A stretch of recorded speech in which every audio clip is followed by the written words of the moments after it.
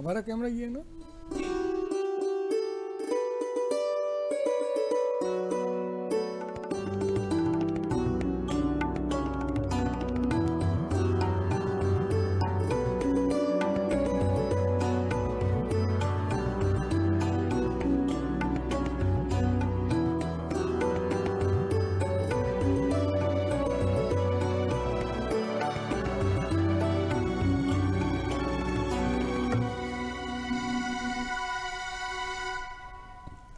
नमस्कार, आप देख रहे हैं नमस्ते यूपी।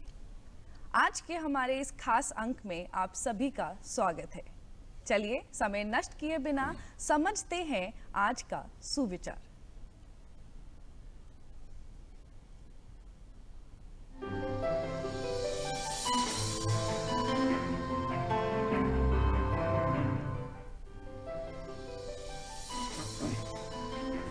दोस्तों, आज का सुविचार है कि आज्ञा देने को ध्यान में रखने से पहले हमें ये सोचना चाहिए कि हम खुद कितनी आज्ञा का पालन करते हैं।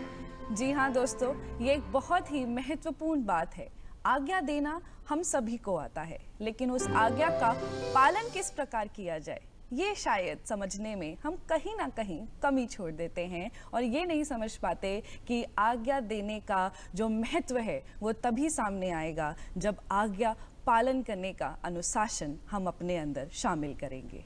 और इसी विचार को मद्देनजर रखते हुए कार्यक्रम को आगे बढ़ाते हैं और जानते हैं कि क्या है हमारा आज का मुद्दा।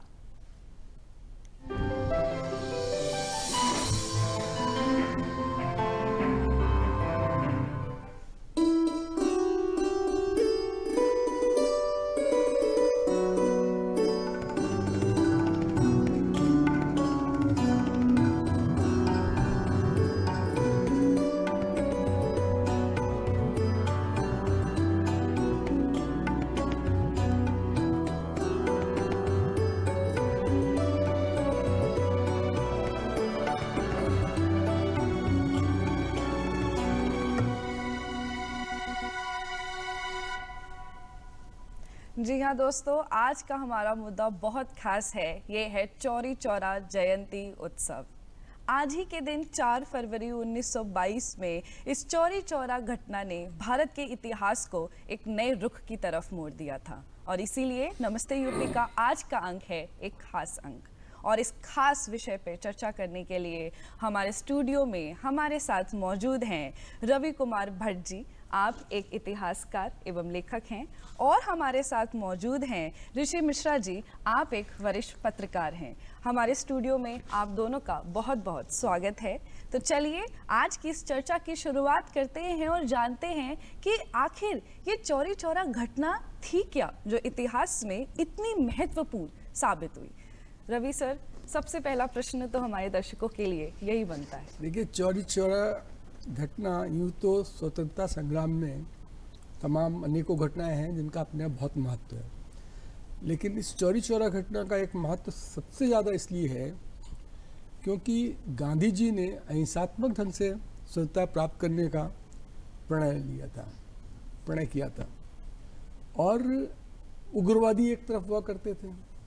मानव स्वभाव ये है कि अगर कभी भी कोई चीज़ होती है, अगर उसके ऊपर कोई आक्रमण होता है तो रिएक्ट करता है वायलेंटली। ये इंस्टिंक्ट है आदमी का। पर गांधी ने इस इंस्टिंक्ट के ऊपर अहिंसा का सिद्धांत दिया था और ये घटना एक ऐसी है जहाँ पर कि अहिंसा और हिंसा के बीच की it is a crucial point where both the elements in one incident they where the component of this. इस घटना का महत्व इसलिए बढ़ जाता है।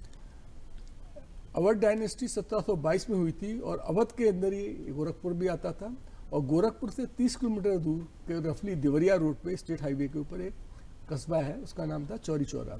चौरी चौरा के अंदर एक बाज़ार, इसका नाम है भोप बाज़ार।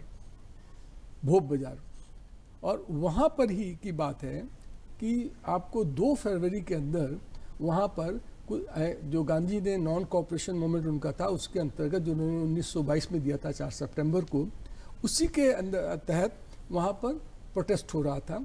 और उस प्रोटेस्ट का बेसिक रीज़न ये था कि वहाँ पर एक भगवान अहिर नाम का व्यक्ति था, उसके नेतृत्व में ये हो रहा था। और वहाँ पर एक तो प्राइजेस बहुत बढ़ गए थे खाने पीने के सामानों के, दूसरी चीज़ जो थी कि वहाँ पर एक लीकर की शॉप खोल दी गई थी मार्केट में। इसके अगेंस्ट प्रोटेस्ट करने के लिए काफ़ी लोग उस वहाँ पे इकट्ठा हुए थे, जिसका नतीजा वो पुलिस ने, जो ब्रिटिश पुलिस थी, उसने काफ़ी लोगों को पकड़ के बंद कर दिया, जिससे कि लोग काफ़ी नाराज़ हो गए। तो 4 फरवरी 4 फरवरी करीब 20-25 हज़ार आदमी, sorry I am really sorry, करीब 2000 से 2500 के बीच में लोगों ने प्रोटेस्ट फिर करना शुरू करा। वहाँ पर वो लोग जा रहे थे और शांतिपूर्वक वो लोग कर रहे थे। तो एक पुलिस वाले ने जो एक गांधी टोपी वॉलंटियर पहना था वो उसकी छीन ली और उसको पैर नीचे कुचल दिया, जिससे कि पूरा माप में एकदम आक्रोशित हो उठा। तो उन्होंने एज अ रिजल्ट क्या हुआ कि उनको थोड़ा सा वो एग्रेसिव हो गए, जिसकी वजह से पुलिस वाले जो थे उन्होंने पहले हवा में फायर करा उनको डराने के लिए, और उसके बाद जब भी नहीं हुआ तो उन्होंने फायरिंग शुरू कर दी। इन दैट फायरिंग 3 लोग मर गए थे और काफ़ी लोग घायल हो गए थे, जिससे कि ये लोग बहुत करना कि जितना मॉब था वो और भी ज़्यादा करने रिटेलिएट करने लग गया, और उन्होंने जाके पुलिस वालों के ऊपर आक्रमण कर दिया। पुलिस वाले जाके छिप गए एक चौकी के अंदर, पुलिस पोस्ट के अंदर, जिसको कि उन्होंने आग लगा दी, जिसमें 22 पुलिस वाले और 3 सिविलियंस की डेथ हो गई, 25 लोगों की। As a result Gandhi ji को had to withdraw the non cooperation movement जो 1920 में दिया था, उसको वापस करना पड़ा, और जिसको कि क्रिटिसाइज भी काफ़ी लोगों ने करा, जिसमें कि मोतीलाल नेहरू ने भी क्रिटिसाइज उसको किया था, अली ब्रदर्स ने उसको क्रिटिसाइज किया था, और तमाम लोगों ने क्रिटिसाइज किया कि जल्दी, ये क्रिटिसाइज लेकर कि जल्दी में डिसीजन गांधी जी ने ले लिया। और गांधी जी का कहना था कि हमने नॉन कॉपरेशन मूवमेंट शायद जल्दी 1920 में लॉन्च कर दिया था, अभी हमने जो भारत का जनलोक है, जनमानस है, उसको अहिंसा के सिद्धांत को में अच्छी तरीके से उसको ट्रेन नहीं कर पाए थे। अभी आपने जब इस पूरी घटना को वापस से हमारे दर्शकों के लिए उसका वर्णन किया है, तो मेरे पास बहुत सारे प्रश्न हैं जो मैं आपसे पूछना चाहती हूँ, लेकिन मैं अभी वापस आऊंगी। सर, आप एक पत्रकार हैं और 4 फरवरी हर साल आती है, तो जाहिर सी बात है कि आपने अपने पूरे करियर में ऐसे बहुत सारी तरीके देखे होंगे जहाँ इतिहास की एक घटना के लिए ढेर सारे नजरिए होते हैं, और समय के साथ, जो पीढ़ियों के साथ, इस नजरियों में बहुत अंतर आता है। जी। तो आपको क्या लगता है कि ये चौरी चौरा घटना का, जब ये घटना हुई थी तब से आज तक इसके नजरिए में, इसके महत्व में क्या अंतर या क्या एक विस्तार आपको देखने को मिला है? बहुत अच्छा सवाल किया आपने, और मैं अपने बचपन से और आज तक में जो चौरी चौरा के विषय में मेरी जानकारियां थी, उसमें अचानक बहुत बदलाव आया है। जो मैं जान रहा था अब तक इस घटना के केवल इतने हिस्से से मैं कुछ समय पहले तक परिचित था कि वहाँ पर करीब 25 लोगों को जलाकर मार दिया गया था, जैसा कि भट्ट साहब ने बताया, और इसको मैंने पढ़ा भी कि उससे पहली गलती पुलिस की तरफ से की गई थी, और वहाँ पर 3 सिविलियन की बेवजह मौत हुई थी। तो ये चीज़ है, एक तो इस घटना की सच्चाई। दूसरी चीज, आप जो बात कह रही हैं कि क्या बदलाव आया, तो बीच में मैंने जब भगत सिंह जी के बारे में पढ़ा तो वे बहुत बड़े गांधी, मोहनदास करमचंद गांधी के बहुत बड़े अनुयायी थे, मगर जब असहयोग आंदोलन में उन बहुत छोटे होने के बावजूद उनकी बड़ी सक्रिय भागीदारी थी, और अपने पिता और अपने परिवार के साथ में वे जितने भी वस्त्र, विदेशी वस्त्र होते थे और इन सब उत्पादों की होली जलाते थे। लेकिन जब उनको ये पता चला कि असहयोग आंदोलन वापस ले लिया गया है, तो वे उनका रुख बदल गया। आप ये जान लीजिए कि जो भगत सिंह, जिनको आज पढ़ करके देश के लाखों युवा प्रेरणा ले रहे हैं, उनके पीछे एकमात्र कारण असहयोग आंदोलन जो मोहनदास करमचंद गांधी ने वापस लिया, एकमात्र कारण था कि भगत सिंह आज हमारे सामने प्रेरणा स्वरूप खड़े हैं। तो ये परिवर्तन आया, और मैं बहुत धन्यवाद देना चाहूँगा उत्तर प्रदेश सरकार को, मुख्यमंत्री योगी आदित्यनाथ को, जिन्होंने इस पूरे घटनाक्रम को एक वास्तविक स्वरूप में राज्य की, देश की जनता के सामने रखने की जिम्मेदारी ली है। आज प्रधानमंत्री मोदी भी उस पर प्रकाश डालेंगे। तो कुल मिलाकर पूरा परिदृश्य मेरे मस्तिष्क का बदल गया है। बिल्कुल, और सबसे महत्वपूर्ण बात दर्शकों ये है कि इतिहास और घटनाएं एक नजरिया हैं जो समय के साथ मानवों के साथ, अपने विचार के साथ, ज्ञान के साथ बदलते रहते हैं। तो सर क्या ये कहना सही होगा, ये प्रश्न तो वैसे आप दोनों से बनता है, एक इतिहासकार हैं, एक पत्रकार हैं, आपका काम ही संचार है, तो क्या ये कहना सही होगा कि आज के समय तक जहां हम चौरी चौरा को सिर्फ एक घटना देख रहे थे, जहां पे हमने ब्रिटिश प्रशासन के खिलाफ एक आवाज़ उठाई, या इस घटना को ब्रिटिश सरकार के चश्मे से देख रहे थे, उसको भारतीय अब खुद के विचार के साथ देख रहा है? तो ये आपका सवाल, फिर आपने बहुत अच्छा सवाल किया। आप ये देखिए कि अब तक हमको क्या पढ़ाया गया, क्या बताया गया, इसकी जिम्मेदारी कौन लेगा? आज ये सरकार हमको वास्तविक चीजें बता रही है, वास्तविक चीजें पढ़ा रही है, और मैंने तो ये भी पढ़ा है कि सरकार अब इसको माध्यमिक शिक्षा में कोर्स में शामिल करने जा रही है, चौरी चौरा की वास्तविक घटना। और इसी तरह से होना चाहिए। हमारे इतिहास में घटी अनेक घटनाओं को ब्रिटिश पढ़ाई लिखाई के हिसाब से ढाला गया, और आज तक हम उसी गुलाम मानसिकता में जीते रहे, और उन घटनाओं को उन्हीं चश्मे से देखते रहे जो चश्मा इंग्लैंड से आया था, और वहीं से हम उसको देखते रहे, और परिणाम यह हुआ कि जो वास्तविकता में था वो हम जान नहीं पाए। हमें अपनी राष्ट्रीयता, भारतीयता पे गर्व होना चाहिए था, उन घटनाओं पे गर्व होना चाहिए था, तो उनको हम कांड और लूट बताते रहे, जैसे काकोरी लूट और चौरा चौरी कांड, चौरी चौरा कांड। ये मतलब बिल्कुल निहायत ही अनुचित है, और ये एक गर्व करने लायक घटनाएं थी, और इन पे हमें गर्व होना चाहिए। बिल्कुल, और हमें गर्व है कि हम समय रहते ही इस बात का एहसास कर रहे हैं, और एक बहुत अच्छे माध्यम से इसके ऊपर बात कर रहे हैं। और बहुत मैं कहूँगा, वैसे तो 70 साल से अधिक का समय बीत गया है, लेकिन फिर भी देर आए दुरुस्त आए। हाँ, जब सुधरे तभी। बिल्कुल। और शायद रवि सर, मुझे ये भी लगता है कि इंसान केवल अपनी ज्ञान और अपने मस्तिष्क का ही गुलाम है, और जब तक हम अपने दिमाग को खोल के सही से समझेंगे नहीं, जानेंगे नहीं, शायद हमें कोई ये पारदर्शिता दिखा नहीं सकता। तो ज़रूरी है कि किसी भी घटना, किसी की भी जानकारी आप ले, उसको दोनों तरफ से, सिक्के के दो पहलू के रूप में ज़रूर देखें, क्योंकि सूचना कभी एक तरफा नहीं होती। सर, आपका विचार इस पे क्या है? ये बात आपने पहले भी कही थी और अभी भी कही है, और ये आपने मेरे मन की बात कह दी। और यही बात अभी हमारे ऋषि जी ने भी कही कि परसेप्शन होता है किसी चीज़ का। आप एक बहुत मामूली बात, हर घर की बात करेंगे, सास बहू के बीच में जब भी झगड़ा होता है, चीज़ एक ही होती है, पर दोनों का परसेप्शन अलग होता है। फैक्ट्स वही होते हैं, बिल्कुल, पर वो परसीव दूसरे से। ठीक है, बात इतिहास के अंदर भी है। इतिहास के अंदर भी जब दो पार्टीज होती है, तो जो परसेप्शन दोनों का अलग अलग होता है, और ये हमारा बहुत बड़ा दुर्भाग्य है। जैसा कि ऋषि जी ने भी कहा कि हम लोगों ने पश्चिम के ही चश्मे से सारी इतिहास की घटनाओं को देखते रहे। उन घटनाओं के अंदर हमेशा जो पश्चिमी के लोग, ब्रिटिश लोग थे, उन्होंने अपना पक्ष रखा, उन्होंने अपने आप को ग्लोरीफाई किया, अपने आप को महिमा मंडित करा, और हमको ये दिखाया कि हम हमेशा गलत रहे। ये चीज़ बहुत गलत है। और जैसा कि अभी ऋषि जी ने कहा, और जैसा कि शायद यूपी गवर्नमेंट भी कर रही है, ये अपने आप में एक बहुत ही सराहनीय कदम है कि इस जो चौरी चौरा का जो इंसिडेंट है, उसको शिक्षा के अंदर लाया जा रहा है, और उसको सही भारतीय परिप्रेक्ष्य के अंदर प्रस्तुत किया जा रहा है। बिल्कुल, ये अपने आप में बहुत सराहनीय कदम है। देखिए, इसमें मैं आपको, अगर आप थोड़ा सा बोले, बता दूंगा कि इस घटना के अंदर जब तमाम लोग पकड़े गए थे, तो 228 लोगों को ऊपर पुलिस ने केस किया था।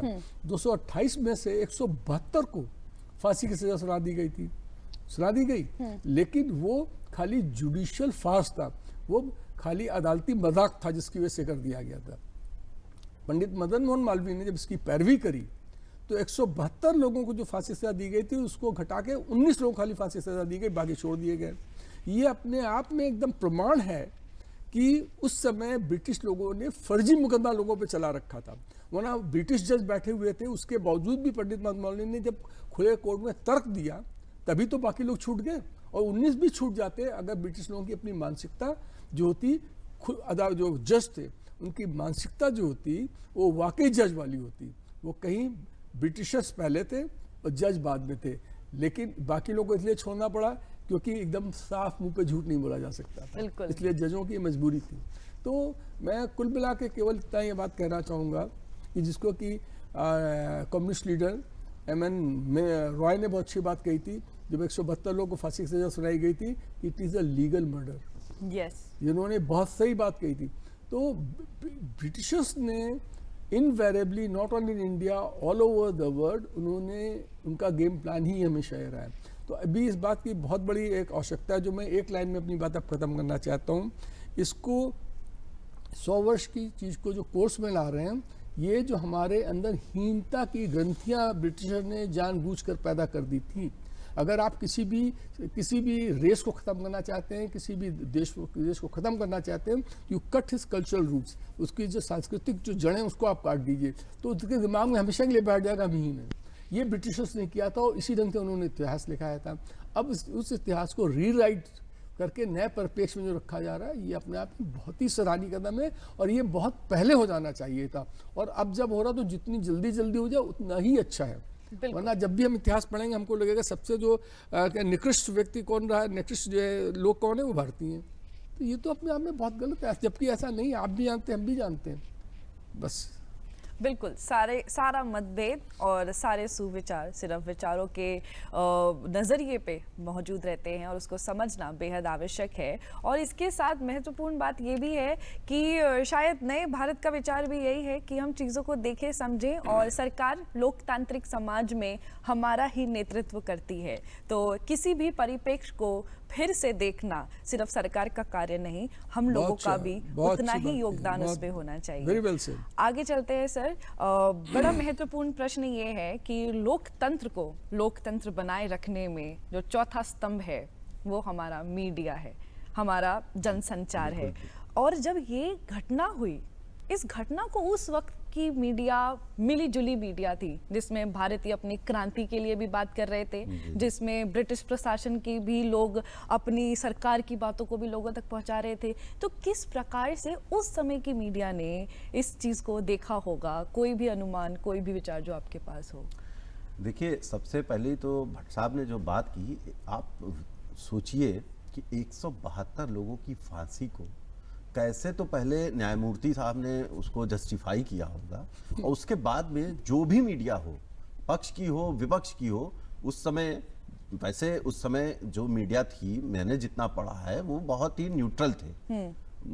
उनके बारे में इस तरह की बातें नहीं होती थी जैसी आज होती हैं। बहुत न्यूट्रल मीडिया हुआ करती थी। और मुझे याद है कि मैंने जो पढ़ा, भगत सिंह और चंद्रशेखर आज़ाद वगैरह, जब उनकी कोर्ट में सुनवाई चल रही थी तो वे इसलिए चंद्रशेखर भगत सिंह ने इसलिए वो गए थे असेंबली में कि वो इंग्लिश बोल सकते थे, ताकि जो ब्रिटिश मीडिया है वो उनकी बात को इंग्लैंड के अखबारों में छाप सके, अच्छे से समझ सके। तो मुझे लगता है कि 172 लोगों को एक साथ फांसी, यहाँ एक फांसी जब भारत में आज की तारीख में किसी को दी जाती है, उसका बिल्कुल खुला कागज होता है उसका केस, लेकिन उस फांसी के लिए कितने आंदोलन हो जाते हैं, कितनी बड़ी बातें हो जाती हैं, कितने विरोध हो जाते हैं, और 172 लोगों की फांसी को मुझे नहीं लगता कि कोई भी मीडिया उस समय जस्टिफाई कर पाया होगा। और निश्चित तौर पे उस समय की मीडिया, उस समय के सोशल एक्टिविस्ट, उन सबके प्रयास रहे होंगे। जो केवल उन 19 लोगों को फांसी हुई वो भी बहुत गलत हुआ। महामना मदन मोहन मालवीय के प्रयास, और उस मामले में तो एक आरोपित हमारे मुख्यमंत्री जी के बाबा गुरु जो थे दिग्विजय नाथ जी, उनको भी उसमें बाइज्जत बरी करना पड़ा था, और वे उसमें बना दिए गए थे आरोपी उस मामले में, वो भी। तो इस तरह से आप जान लीजिए कि ये कितना आपत्तिजनक रहा होगा। और मुझे लगता है कि निश्चित तौर पे अगर कोई मीडिया उस समय ब्रिटिश शासन का सपोर्ट करना चाह रही होगी तो उनके लिए बहुत मुश्किल स्थिति रही होगी। बिल्कुल। और मैं एक और प्रश्न इससे जुड़ा हुआ मौजूद करना चाहूँगी। जैसे कि सर आपने बताया कि गोरखपुर चौरी चौरा एक छोटा सा कस्बा है। आज के समय में नए भारत के विकास में अब उत्तर प्रदेश में बहुत सारा विकास हो रहा है। जी। उस समय पे चौरी चौरा जगह कितनी महत्वपूर्ण होती थी? बिल्कुल बिल्कुल। ये तो आप अब गोरखपुर है, पूर्वांचल है, उसके देवरिया रोड है, तो ये निश्चित तौर पे बहुत महत्वपूर्ण है। ताकि ये घटना वहां पे इस प्रकार हुई, क्योंकि जिस प्रकार से हम इतिहास में इतनी सारी जगहों को देखते हैं, इतनी जगह आंदोलन हुए होंगे और 28,000 लोग जमा हो गए एक शराब के ठेके को हटवाने के लिए, तो आप ये समझ लीजिए कि कितने जागरूक लोग थे वहाँ के। बिल्कुल। तो हमारे मन में जो मानसिकता है, ग्रामीण क्षेत्र, शहरी क्षेत्र, बड़े शहर, छोटे शहर, अगर हम इतिहास के पन्नों को झकझोर के देखें तो हमें समझ में आएगा कि विकास और विचार क्षेत्रों के हिसाब से नहीं, सिर्फ मानवों के हिसाब से हर जगह मौजूद रहता है। सर, इसी प्रश्न को आगे चलते हुए आप क्या कहना चाहेंगे? इसमें थोड़े से इतिहास के तथ्यों को कैसे जोड़ना देखिए, चाहेंगे? इसमें एक इतिहास का बड़ा मनोरंजक तथ्य है। हाँ, वो ये है कि जो वहाँ पर जिन लोगों को फांसी हुई थी, 19 लोगों को, और बाकी बाद में जो जेल में बेचारे ज़िंदगी भर रहे हैं, उनको हम शहीद का दर्जा देते हैं, शहीद मानते हैं। और आपको एक बड़ी मनोरंजक बात बताएं, जो वो वहाँ पर चौरी चौरा में जो चौकी है, पुलिस पोस्ट है, जिसको लेके सब ये जिसको जलाया गया था वहाँ जो पुलिस वाले जले थे, उनके लिए भी पास में एक चौकी बनी हुई है। अरे वाह, और उनको पुलिस वाले श्रद्धांजलि देते हैं इस दिन, बिल्कुल, कि उन्होंने अपनी ड्यूटी करी पूरी, बिल्कुल, क्योंकि they were the part of the British Empire, so they उन्होंने उसके भी। तो अब ये भी देखिए नजरिया है, काफी लोगों इससे एतराज हो सकता है, शायद मैं भी बहुत कंफर्टेबल नहीं हूँ कि उन पुलिस वालों को श्रद्धांजलि दी जाती है, मेरा व्यक्तिगत विचार है, बहुत कंफर्टेबल नहीं हूँ, लेकिन एक नजरिया है कि उन पुलिस वालों को पुलिस वाले देते हैं श्रद्धांजलि की उन्होंने करा। तो ये कुल मिला के बात ये आती है कि अगर हम इस घटना को हम केवल इस परिप्रेक्ष्य में उल्लेखित करें, देखें कि कैसे आपके हिंसक और अहिंसक विचार दोनों समाज में रहते हैं, और कैसे हम अहिंसक विचारों को, I mean, by prevailing the non-violence, how we can lead our society to make it a better place to live in. और शायद यही विचार है हमारी भारतीय सभ्यता, हमारे हिंदू विचारों का, जहाँ पे जिसने शायद विश्व के अलग अलग धर्मों को भी हमारी तरफ आकर्षित किया है कि हमारे साथ कोई कैसा भी व्यवहार करे, आज हम एंग्लो इंडियन रिप्रेजेंटेशन देते हैं, हमने हर किसी को अपनाया और हम वो मतभेद नहीं करते हैं, और शायद जो पुलिस चौकी का विचार कह रहे हैं वो उसी से जुड़ा हुआ है। बहुत अच्छी बात कही आपने, इस समय आपने बहुत अच्छी बात कही कि हमारे लिए मानवता पहले है, इंसानियत पहले है, आइडियोलॉजी बाद में है। बिल्कुल। और उसके बाद में फिर वो आइडियोलॉजीज तो चेंज भी होती रहती हैं, पर मानव का जीवन का जो मूल्य है, जो वो तो अपने आप के अंदर की जो जीवन है वो तो मूल्यवान होता है, तो उसकी तो इम्पोर्टेंस ये चाहे किसी की भी हो।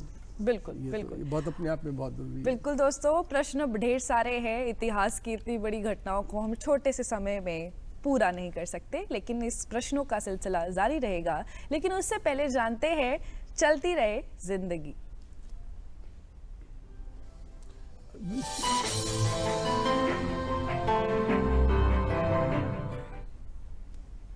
जी हाँ दोस्तों, हमें भूलना नहीं है कि आज का समय कोरोना काल है। कोरोना गया नहीं है, कम हुआ है, धीरे धीरे शायद हम प्रगति के रास्ते में जाने की कोशिश कर रहे हैं, लेकिन हमें यह बात समझने की बेहद आवश्यकता है कि हमारी जागरूकता ही हमारी सुरक्षा है।